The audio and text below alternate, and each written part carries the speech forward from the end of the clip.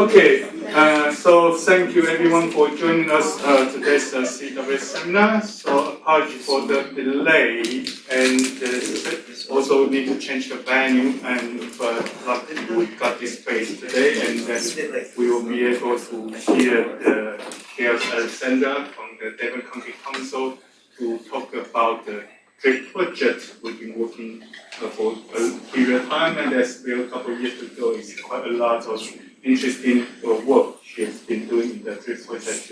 So she will give us the overview of the DRIP project, although we already heard from Charlotte a couple of weeks ago about some stakeholder engagement, but here today is focus more on the overview of the DRIP project. Listen. Thank you, Robert. And thanks everyone, and apologies for the delay. You can blame Stagecoach rather than me.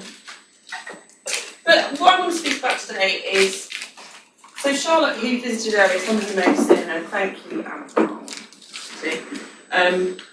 went through the stakeholder engagement that we carried out on the project, but there is kind of an overview even of the stakeholder engagement and just how hard it has been to engage people, and it's because there's a resistance to the notion of resilience, there's a resistance to the notion of independent action, and I'm kind of hoping to unpick that today with you. So firstly,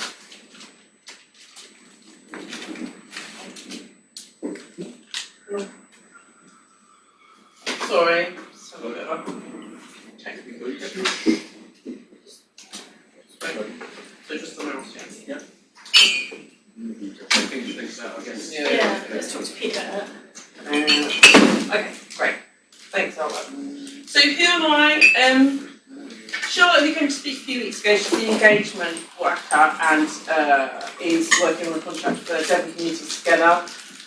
I'm the project manager on the Devon Resilience Innovation Project, and I work from out of FCRM team in Devon County Council. That's flood and coastal risk management team.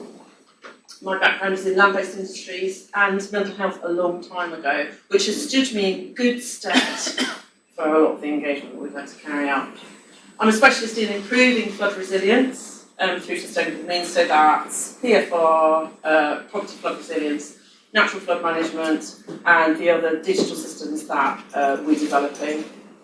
But community support is key, and that will come clearer. And I worked first in the energy team, in the climate change team, and the environment director on retrofitting properties throughout the county, and now I've moved sideways into flood and coastal, and I've been there for 2 years. Annabelle Beasley is the project officer, eating a little biscuit winner, sneaky cookie, on the project. So that's me. So the project itself, which takes up most of my focus, is externally funded. It's the Devon Resilience Innovation Project, and it's part of the Flood and Coastal Resilience Innovation Program. That's what that acronym stands for. It's kind of acronym jungle, as are all of these things. Now that has an overall budget of 200 million, which is made available by DEFRA. And I think the bids for the rounds were started in 2019. The project runs for 7 years, which is very unusual in this landscape. And it's very unusual in the landscape of testing and trialling. But I think because it's a test and trial, really the thinking behind it was that you can't really test and trial in 2 or 3 years. You need to really see what effects innovations are having. The aim was to test and trial innovative methods to increase flood resilience in communities. Now, a lot of these methods, they've been around quite a long time. So calling them innovative, probably when they're sort of 10, 15 years into the mainstream academic ether, is a bit of a misnomer, but the innovation is in how you roll these out, how you imagine them working within communities. So this is the first round of DEFRA funding. We hope there will be a second round out in the next couple of years. But this is what we do. We have sub-projects in 28 locations around Devon, and we have 19 partners, which is kind of unwieldy, but a lot of them are critical friends, really. So we really, in truth, have about 12 partners who are actually delivering. So that's quite an unwieldy beast to manage. Both universities, Plymouth and Exeter, are also partners delivering academic research through PhDs or research technician hours. So that's the project.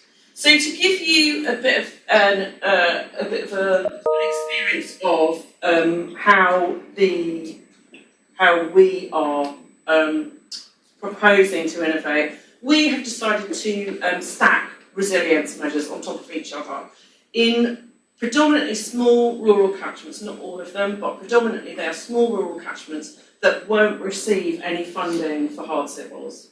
And going forward with climate change, their flooding problems will only get worse, essentially.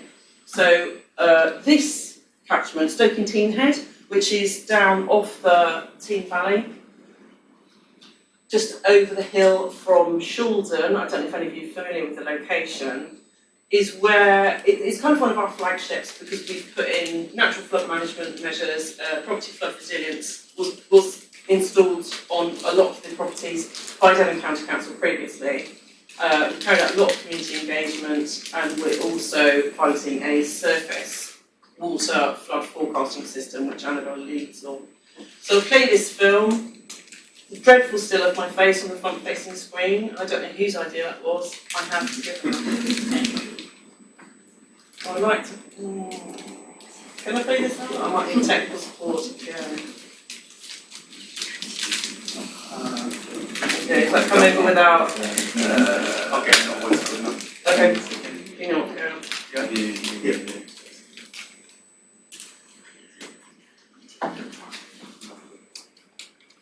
Awesome.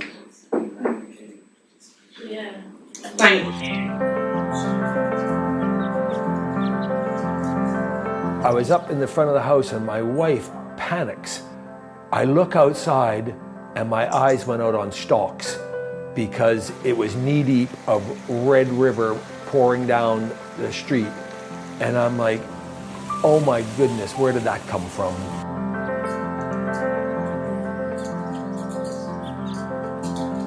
Surface water runoff is one of the main problems here, particularly in the intense rainfall episodes that we're having as a result of climate change. Over the winter period, when this intense rainfall comes, a huge amount of water romps very quickly down to the lowest point and inundates the drainage system and floods properties within the lower part of the village.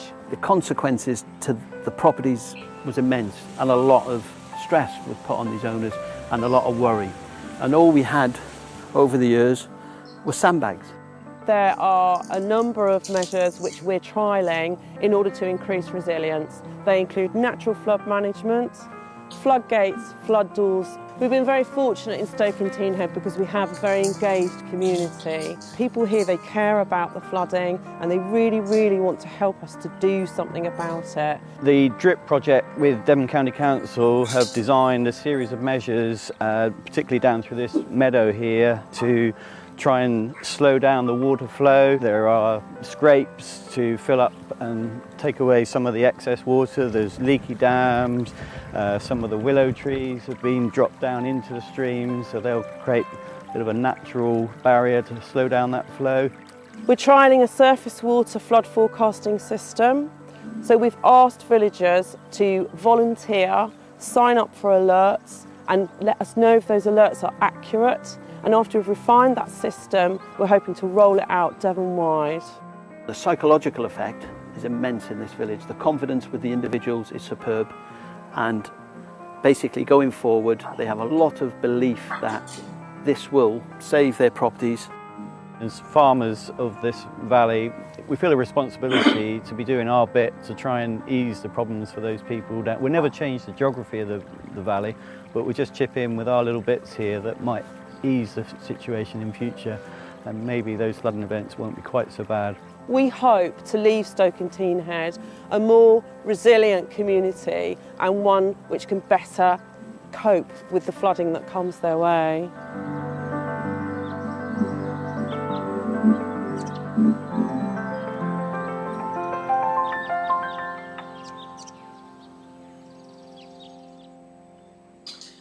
Okay, so that's just a snapshot of some of the stuff that we do, and those are the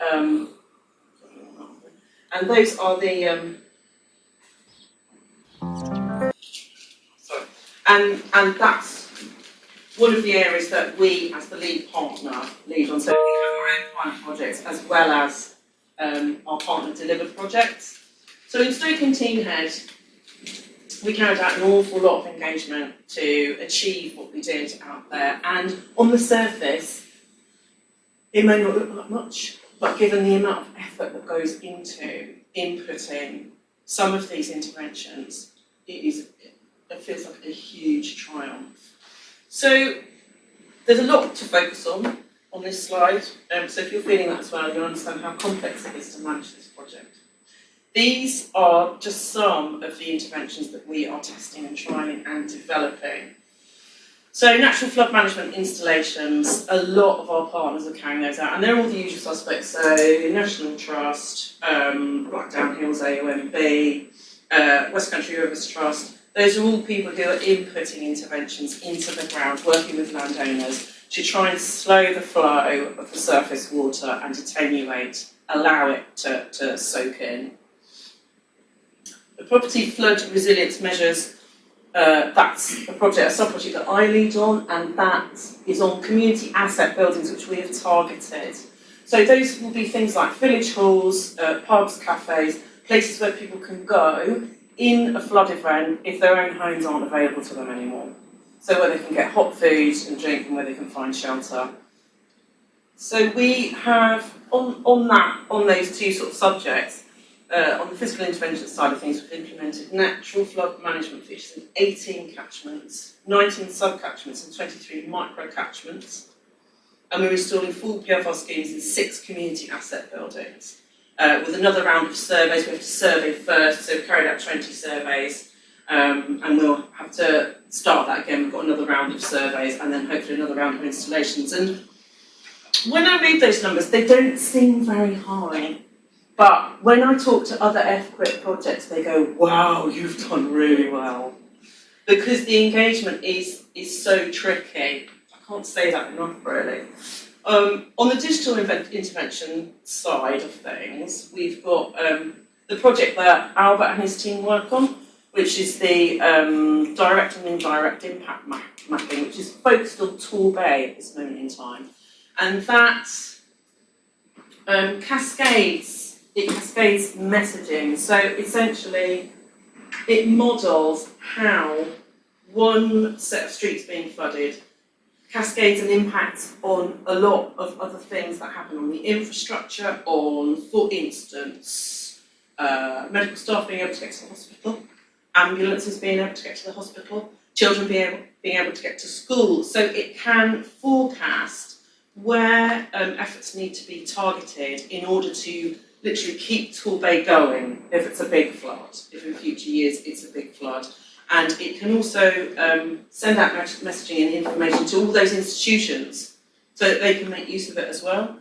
So we have projects like that. Also, we've got smart sensors sited in gullies along the highway. So they are sensors which go into, so when you see like a gully, like a not a manhole cover, but the graded gullies, you can pop a sensor in there and it will measure water levels rising and, more importantly, silt levels rising. And this can, the legacy of that, we hope, will be that that data relays to highways who carry out a cleaning programme and will tell them where to target their cleaning programme in future. Because a lot of the problems in these little catchments are really simply down to an ageing infrastructure. And if that ageing infrastructure then becomes full up with material, you've just got a really big problem. And also, the NFM, it catches hopefully some of that material, some of that sediment before it even gets there. We've got the surface water flood forecasting system, which Annabelle leads on. So this is in addition, this would be to complement the EA's warning system, which EA's jurisdiction, the Environment Agency, their jurisdiction is main river and coast. Our jurisdiction as the lead local flood authority, so Devon County Council, is on surface water and what is called ordinary water courses, which is a bit of a sort of amorphous kind of class, but it's anything that's not really a main river or anything that's not really recognisable as a river. So we govern kind of streams, smaller tropes. So the surface water flood forecasting system would complement, hopefully, the Environment Agency's flood warning system. We kind of hope that they might adopt it in the end, but we've just got to kind of see, really. We're testing and trialling that at the moment. We have a Flood Hub website. This is already being run in the northwest of the country, so we have basically borrowed their licensing and worked with them in order to set up one in the southwest. So this will hopefully bring all flooding information for all stakeholders. That's like landowners, business owners, residents, into one kind of portal that you can get to, because there's a lot of problems with messaging coming from different directions, which is why we would hope that our forecasting system will be adopted by hopefully the Environment Agency in the end. Spatial planning tools, they are delayed at this moment in time, but I think the drive is to embed into policy clicks and balances for developers when they come up with a proposal which is A, going to be on an area which might be in a floodplain. There are clicks and balances around that already, but also it's an area which receives a lot of surface water flooding. We really need to deal with that at source, and we need to identify where there are opportunities for NFM nearby so that they can mitigate as part of their BNG obligations, their biodiversity net gain obligations, but also as part of their SUDS scheme. So that's sustainable drainage systems, which are a planning condition of most kind of planning proposals. But it's supporting communities to develop flood routes and flood emergency plans. So we've also been doing that. Now, I would say, really, in terms of increasing resilience in these small rural catchments where we are predominantly working, you have to really increase the notion of resilience. And the new watchwords are resilience and adaptation. So resilience and adaptation are kind of the steer that we have from the Environment Agency going forward. And adaptation means you are learning to live with something that's happening to you, yeah? And it is moving away from you are relying on statutory bodies around you to help you in that process. So, what is resilience? It's the ability to withstand and to come out of a challenging situation equipped for the demands of your life with the minimum of disruption. In the context of climate change or flooding, resilience refers to the ability of a system, whether it be social, economic or ecological, to cope with, recover from and adapt to hazardous events and disturbances. And resilience sounds like something we'd all like to develop, doesn't it? But you have to want to be resilient. And you have to be in a position mentally to understand why you have to be resilient. So when we go out to communities, what we find is that it's much more difficult to be proactive than it is to be reactive. So if we're talking about this in the context of a flood, when a community is flooded badly, and you as a fund holding authority can make money available perhaps for property flood resilience, they come to you, they want it. When you are carrying out a test and trial project where you have to go out and try and promote the innovations that you're proposing, it's much more difficult, and that's down to lots of complex reasons. If we're talking about the natural flood management side of things, you have to have your landowners on board, and they have to want to do it, even if you're paying them. They may be resistant for lots of different reasons. B, you have to listen. If you go into a situation and you work for the local authority, you have to listen to a lot of gripes and problems that people have had with the whole of the local authority, not just your particular team. So projects are always easier to sort of develop and instigate where your help is being sought. Yeah, so in the aftermath of a big event, when things feel as though they've calmed down, and in spite of what we know to be true about flood risk in rapid response catchments, and there are a lot of rapid response catchments in Devon, something like 384. So a rapid response catchment is a very steep-sided valley. The only counties in England that have more are North Yorkshire and Cumbria. So we work quite closely with them and with the University of Lancaster. But these rapid response catchments in these rural areas, they flood a lot. So those floods are going to get worse, and that's a difficult thing to be able to say to people. And a lot of our public-facing information, particularly as an authority, and I know from the Environment Agency and other authorities, we tone down the information available, and I understand completely why that is. It's for really good reasons, but it can mislead people. It can mislead them in a direction where they don't really understand what they're in for if they don't help to protect themselves. So some of the questions that we had when we went out to communities were, why can't we just expand the drainage systems? Why can't we just carry the water away? We want it away from us. We want it to just move quickly. And we had to counter that with some of our own questions, which was, what about the water's right to flow unimpeded? I couldn't really say that. But the ceaseless kind of modification of the water courses that has occurred over the years has changed our landscape in such a way that we can no longer effectively hold and store the water that we used to. So it was about sort of countering those questions, which came from a place of seeing agencies carry out certain works historically and thinking that that's still appropriate now, that can still happen. Why couldn't we give them sandbags? That's another question that we had. And I would often kind of say, because the highways do that, and we're flooding coastal, which is kind of a joke. But B, because that's not really what we do anymore. Sandbags, they're kind of expensive, they get broken, they're heavy, vulnerable people can't lift them, they can't put them out when they need to, they're not effective. Sandbag walls have to be built in a specific way. And also we're trying to do something bigger. We're trying to work with integrated water management systems so that we don't just have to rely on one thing. We're trying to stack innovations. Why can't the rivers or watercourses be dredged or culverted? Again, this goes back to these historic methods of controlling the water and modifying it. And so we wanted to explore, what is it about reintroducing ourselves to the notion that water is essential and precious to us. We wanted to explore that, the kind of valuelessness of water. I think that's partly, as an aside, partly down to the fact that we don't pay very much for it in this country.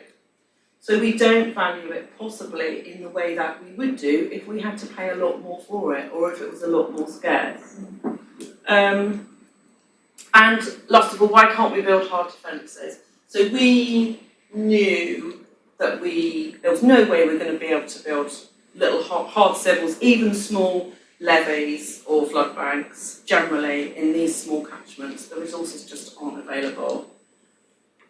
So I think we had quite an education piece to do, and still after that, it was still a problem. So we had to look a bit further into possibly why there was this resistance to moving towards, a future of kind of shared effort of support from a lead local flood authority in a certain way, and then also the community gathering their resources.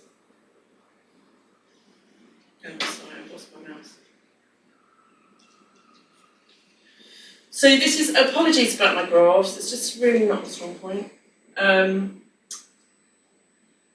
But this is really the crux of it, but it's also not.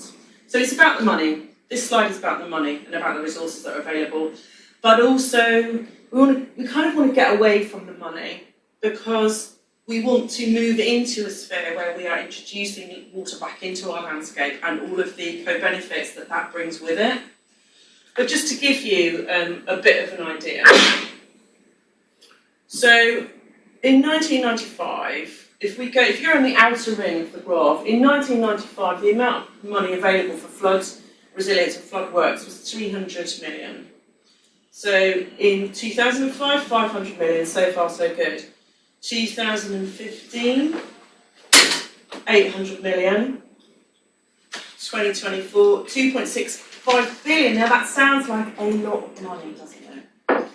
But the focus for that, for this 2.54 billion, which was recently announced in February, only 15 million will be spent on natural flood management.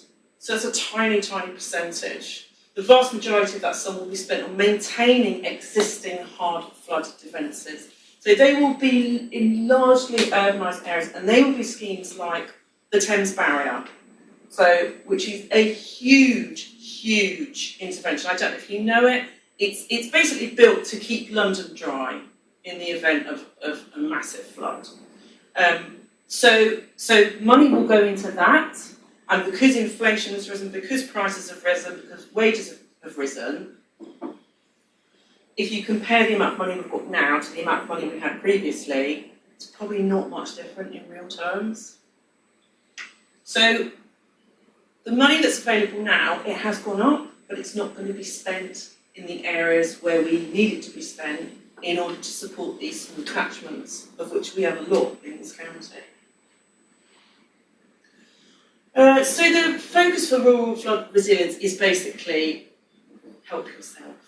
Yeah, you're going to have to help yourself, and we can support with that, but you're going to have to help yourself.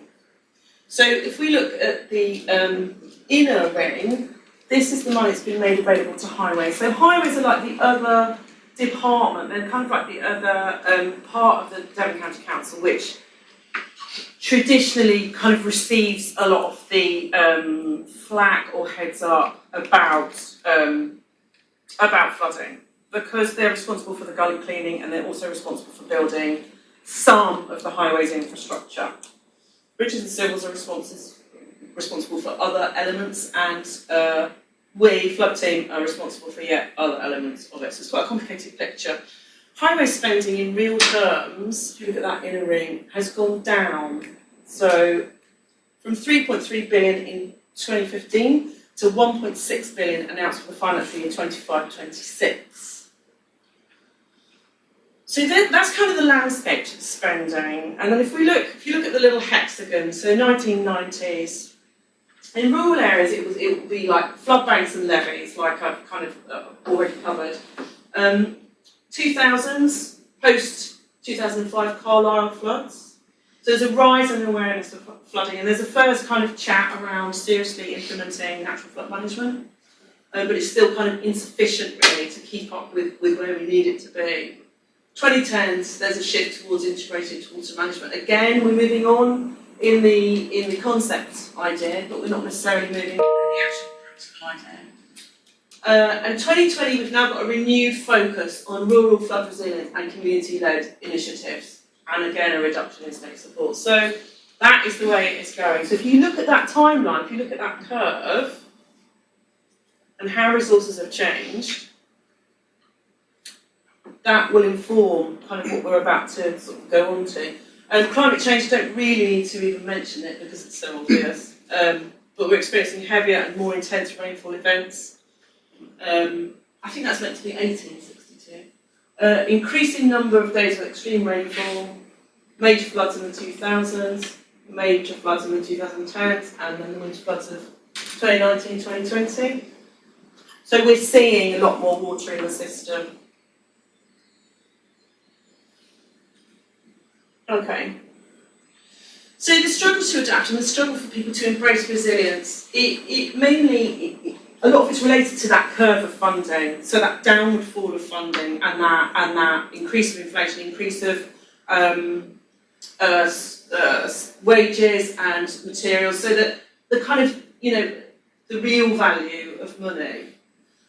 66% of individuals in the UK believe that neither the country nor their area is adequately prepared to manage future flooding. So people, they are worried about it, but they also are sometimes stuck in this place where they have witnessed the historical level of service that was available to support flooding, and now they are kind of stuck in that. They're kind of stuck into that. They don't necessarily question that, and they don't necessarily question why it's changed and how it's changed. And so I kind of get that, really. People have seen council tax go up, and also certain other taxes and drains on their domestic income, and they have seen services go down. So with that very simple balance, they don't necessarily interrogate their views on it. They don't necessarily understand or have time to endlessly research the kind of minutiae of why those things have happened. The average annual Band D council tax bill has risen by 79% from 1993 to the present day. And the amount of capital funding made direct to local authorities has fallen steadily since the 1990s. So the services that people remember receiving are no longer available at the same level. They just aren't. The median age of residents living in Devon is around 47 years old. So that's 5 years younger than me. I can remember the levels of service here when I was a child, when I was a teenager, and they were very, very different. So these are people who can remember the level of council services since 1990s, of which flood prevention and flood defence is one element. So that is part of the problem, because the demographics of a lot of people that we see who are free and have free time to come to the engagement events that we run are over this 47 years. 225,000 of the population of the county are over 65. The trend is set to continue, forecast to rise by 76,000 in the next 20 years. So they're people who can clearly remember the levels of service that used to happen, and so that is in there. And they're also, looking at the council tax bills. They're also looking at the roads, and the gullies might not have been cleared out because highways haven't got the money, they haven't got the resources. The infrastructure is ageing, but people don't have the money all the time to open up the roads and continually improve it, particularly in these smaller places where there's not a cost benefit. And they also are the people who've witnessed those older methods of like hard civils or dredging or endless modification. So, and they've also witnessed that those methods were effective, because you can move water much more quickly through a catchment if you modify a river. You are quite often creating problems for the people downstream, but it is possible to do that through hard civils. We do that in some areas of the county where there are a lot of people and there's a cost benefit. But it kind of circumvents the whole concept, which is that we need to move water back into the land, we need to live with it. If we store water and hold water in the land, we can tackle flooding, we can tackle drought, we can increase our general climate resilience as a whole.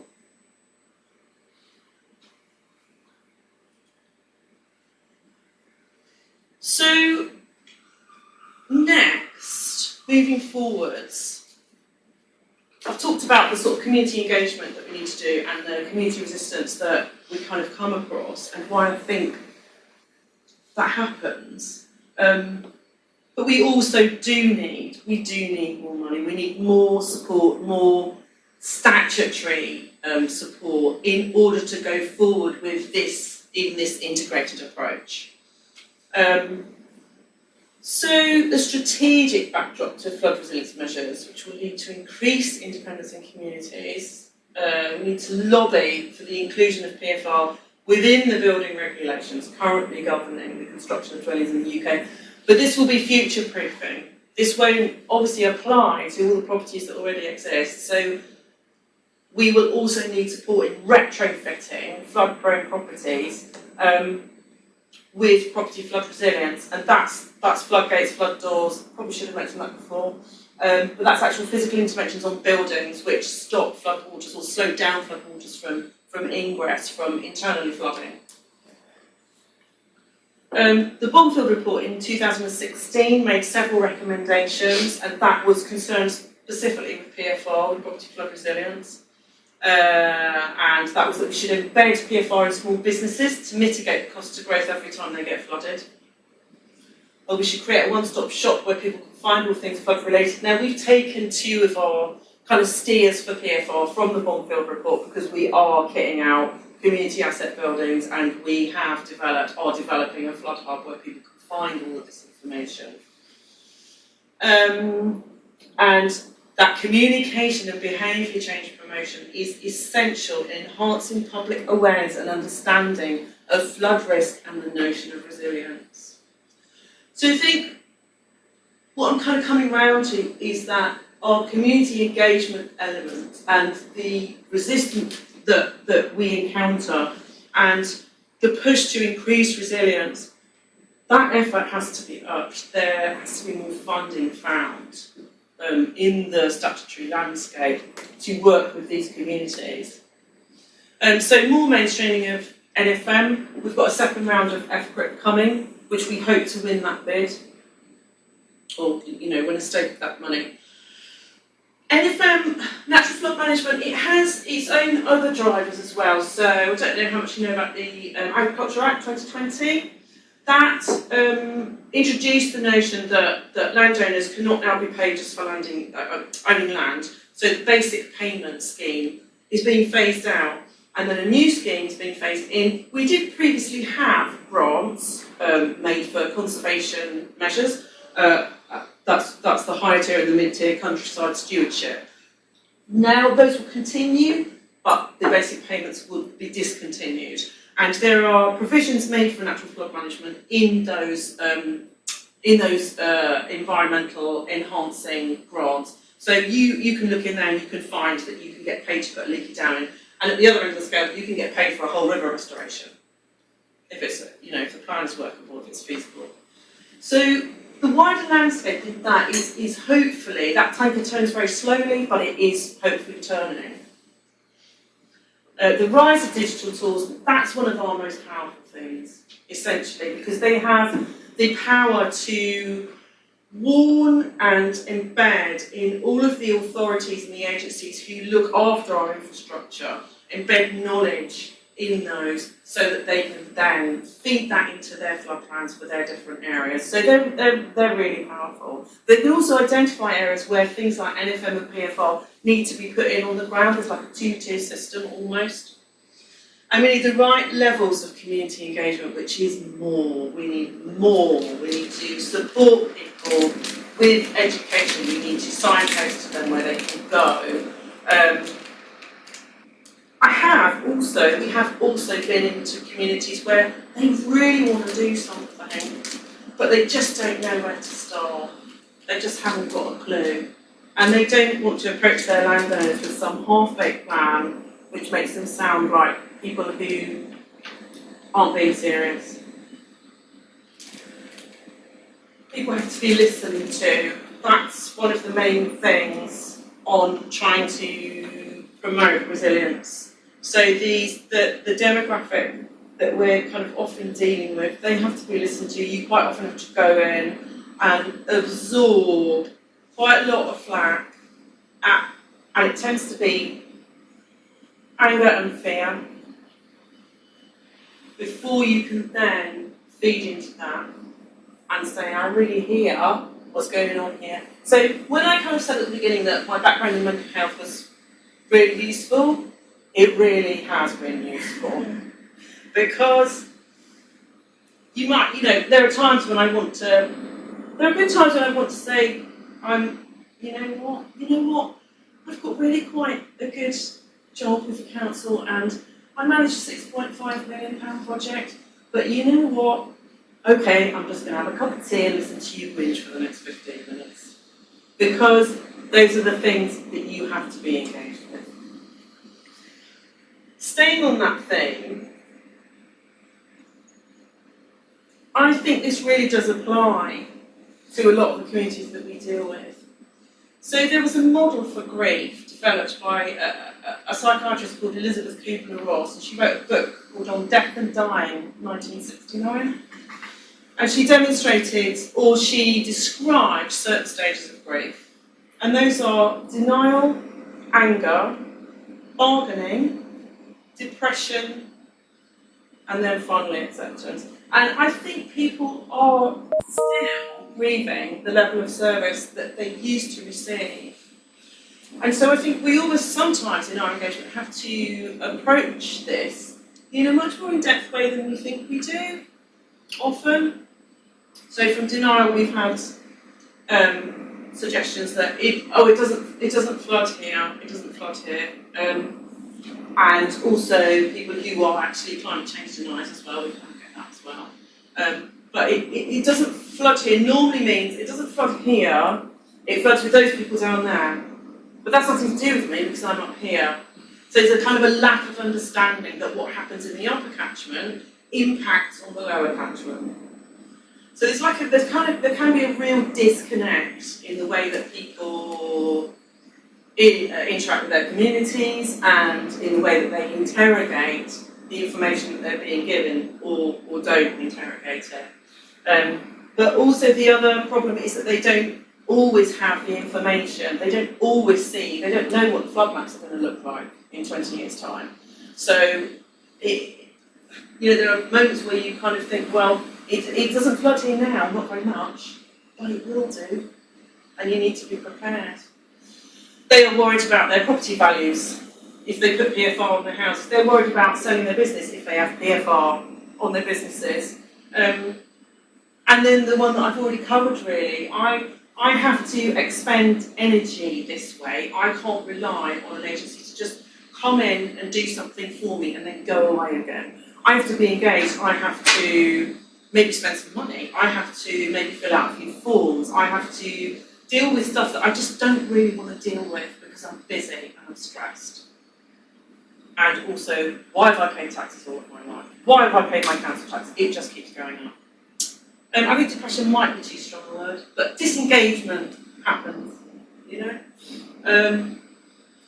Politics in small-town communities, it can, when you go in with a project like this, it can really divide people, and it does really divide people. And then it's really hard, to try and bring them back to the table. Hopefully, if you carry out a good piece of engagement, they will divide and then they come back together. They kind of go round, and they'll find a way forward. But it's difficult. Community support and education is underfunded and undervalued. It really is, but it is key in the whole landscape. People don't understand because they don't have the education and support.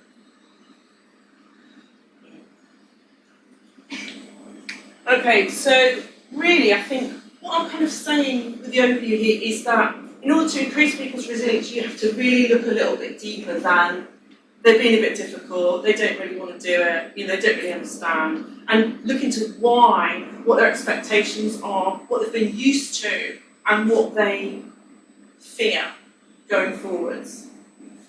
We need more funding for community engagement and more people involved in it as well. It's typically within the industry it's seen as low value work. The workforce is female heavy, which can be a problem. It's a problem sometimes when you're going out to talk to specific communities and specific stakeholders. Sometimes it's a boon, it feels like a boon for lots of different reasons, but sometimes I think it's not, it's difficult. There's not enough consistency in funding for community engagement, and I think we need to measure and review the effectiveness of any behaviour change that we feel we've been able to promote, and we will do that as part of our evaluation and monitoring on the wider project. So we will measure in some way the behaviour change that we've hopefully been able to affect. But it's difficult because it's qualitative. You know, we can probably grab some quantitative data out somewhere, but it's about thoughts and feelings and impressions and how people feel and whether they feel more resilient. So that's it. That has been me. This is our website if you want to take a look. And I'm Gale.Alexander if you want to drop us a line. Thank you for listening, and thank you also because I was half an hour late.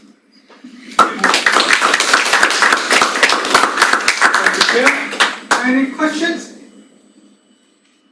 What? Thanks for a really interesting presentation. Oh, good. Really thoughtful, and a lot of what you say is chimes with my experience as well, but also you did a really job of kind of bringing it, crystallising a lot of what's out there. And I totally hear what you say, that the whole kind of dredge, don't dredge is very polarising, isn't it? And can often fall down political lines as well, weirdly. Have you had an experience or an example of someone shifting their position from a kind of entrenched, hard, engineered, dredge everything to? If I'm honest, I think of the people who kind of pop up in my mind when you're sort of speaking about that. No, it's really difficult to shift them out. It's really difficult to shift them out. And what we have managed in that situation is for the rest of the community to carry them along. And for the key people, i.e. maybe the landowners or other people who are going to be involved in any works that we put in that area, to be on side. So that's a piece of work that we have yet really to go from. So a really hard case, no. People who are kind of negative, you can bring them over. You know, you can speak to them, you can listen to how they're feeling, and you can bring them over. But really, really hard, people who are really fundamentally opposed, it's really hard. And I think this is probably part of what I'm saying is we would need to go out there properly every week and say, let's have a cup of tea. Let's have a cup of tea. You know, every week I'll come and chat to you, can we do this? Can we do this? Can we explore all these different avenues? But it needs also lots more support in the wider landscape, in stuff that people see all the time. So I think that's also partly the failing, is that the money's not there in the wider landscape. So we still haven't reached that point where we've normalised this stuff. We're still going back to that stuff. And the impact of elms will be really interesting on that Wednesday. Very interesting. Yeah, very interesting. But it would take probably 10 years. So, but thank you. That's really interesting. Thank you. Anyone else? Other questions? Oh, there's a question online. Mark, would you like to ask your question directly?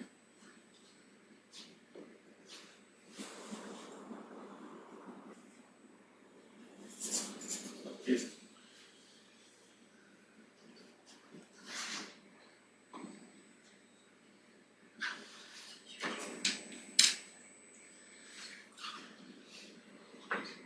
Oh wow! Okay, so that's really interesting.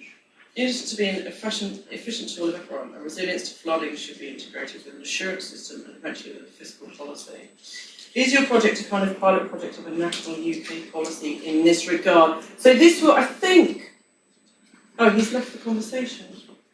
Oh, Okay, well I'll answer that anyway. Yeah. Just read the question out again. Yeah.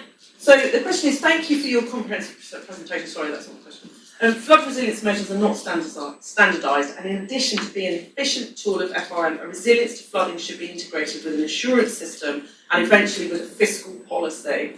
Is your project a kind of pilot project of a national UK policy in this regard? So I can emphatically answer yes, because we are an innovations project, and our whole setup is to test and trial, and the findings from this project will feed into the Environment Agency Policy Roadmap 2027.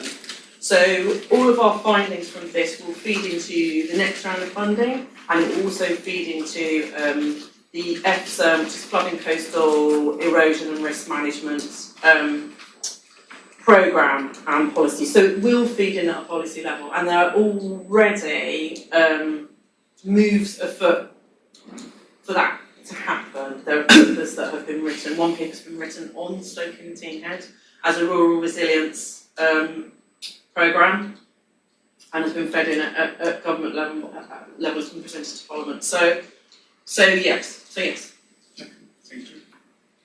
Yes, Ben? I was going to ask if you've found any shortcuts in communication or research or educational material that's really useful in handing out. I'd love to sit down and just say, these are your options, pick one, this is as much as I can do, but it sounds like there's a lot more than listening. Well, it's such a great question, because it would be so brilliant if that were the case. It really would. I think at the bottom of it all is that people want you to listen to them before they're prepared to take on board what you're going in with. Because I suppose, looking at it from community's point of view, you're marching in and you're setting up these events and you're saying, we want to use you as a test bed, we want to put this in and we want to put that in.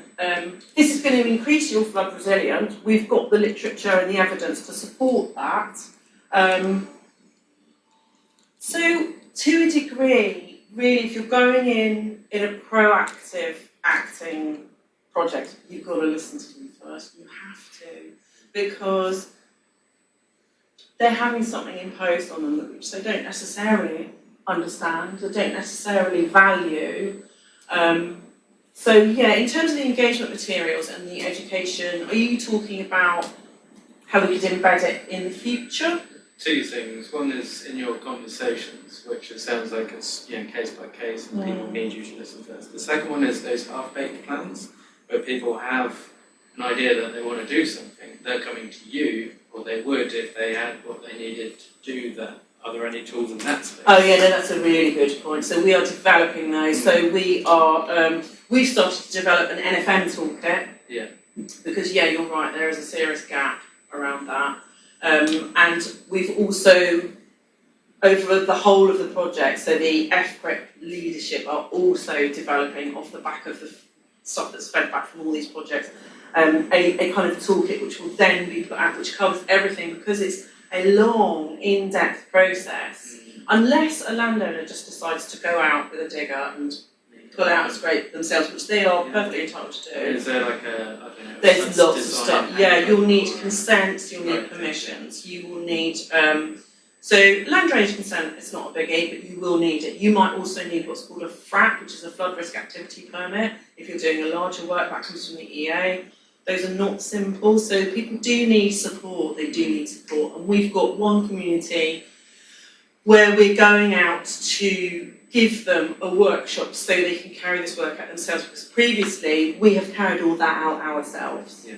So a guide to navigating the regulation. Definitely. A guide for what your options are. A guide for what your options are, a guide for whether you need to get modelling to work out what you're actually trying to do in this landscape, for access to, also to kind of signpost to layers that are online, any information that's online that they can pull down when they want to do this stuff, because landowners can carry out elm schemes without doing a lot of complicated stages of the process. The whole thing about NFM is it's meant to be small scale, well, not always, but it's meant to be replicable, it's meant to be cheap, it's meant to be something that a landowner can do by themselves. So in terms of the NFM, you're right, there needs to be a lot more signposting and a lot more support for communities in particular. From an authority like the EA. Yeah, I would say so. But also from established communication channels. Definitely. But also from every authority involved in flooding. I feel as though, because we all work together, we all tend to work together, and that's part of changing the landscape. That's part of some of these things that are coming out of this project. So the signposting, the direction is not necessarily there yet. And with property flood resilience, it's really expensive to put in, and it's really expensive to fund. And the information is out there. There is a lot of information out there about property flood resilience, but it's still in too many different places, you know? So that's part of what we hope the Flood Hub will address. But yeah, it's a good question. Any final questions? No, if I can ask final one, so you talk about consensus building. So what do you think? Because we cannot satisfy all the stakeholders in Kenya. So what's your recommendation in order to reach some workable solutions? Oh, I think we just have to support integrated water management as much as possible, all the platforms possible, and do exactly what this person here has suggested. So we make education available to people. We normalise a culture of keeping water within the landscape. We just keep on promoting that, and we keep on promoting climate resilience. But you're right, we will never be able to satisfy everyone until it's normalised within our culture. Yeah. And then we kind of hope, I had a conversation with Richard Brazier actually from Crew at one point where we were kind of saying, wouldn't it be great if it was just totally normal to keep water in the landscape, if beavers were like totally normal. Now they will become totally normal, they really will, but it just takes time. It just takes loads of time. And it's that normalising of this culture change until it just becomes what we do rather than the old stuff, and that takes a while. Thank you. So I think we just run out of time, so I would like to ask you to thank Gale again for her excellent talk.